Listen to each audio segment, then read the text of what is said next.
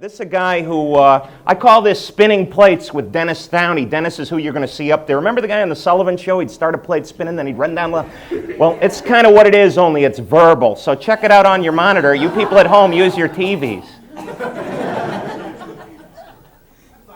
So the air is all around us, and we live inside the air, and all living things, all plants and animals and humans, we take the air in and we let the air back out, and something in the air has life in it, and it gives us life, and we all share it. And in India, they have an ancient system. It's yoga. It's older than any written literature, and it teaches asana. And asana is postures. It's different positions or ways of holding the body, and then you calm the mind and quiet the spirit, and you take this air in and out, and it opens centers of different centers of knowledge and possibility. And it was just over 100 years ago that Commander Perry sailed his gunboats into Japan. And up until that time, Japan was closed. I mean, people knew about Japan. Japan knew about the rest of the world. But they said, we won't go and see you. You don't come and see us. And so for 3 or 4 generations before Perry, nobody went to Japan. But Perry said, I want to go and talk to the Japanese. If they don't want to talk to me, I'm going to blast them with my cannon. So he sailed his boat into Japan, into Tokyo Bay, and they came out with a boat and said, go away, we don't want to talk to you. And so he blasted them with their cannon, and they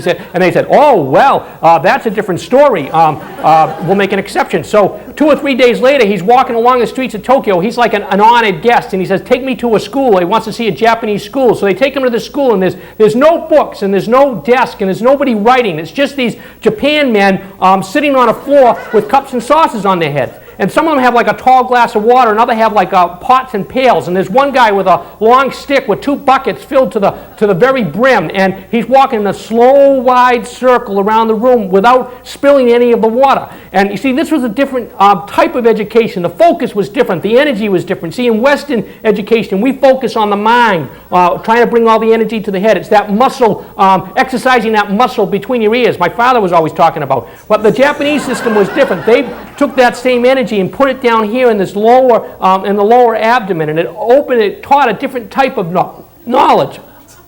And the Japanese, they didn't sit on chairs because chairs displaced the weight above the earth, and they didn't want their weight displaced above the earth. They wanted to sit right on the earth, so they sat on the floor. In the days after Perry went and sailed away, there was a great debate in China, in Japan, because they said, here we are sitting on the floor with cups and saucers on our head, and these guys come in chairs and blast us with their cannon.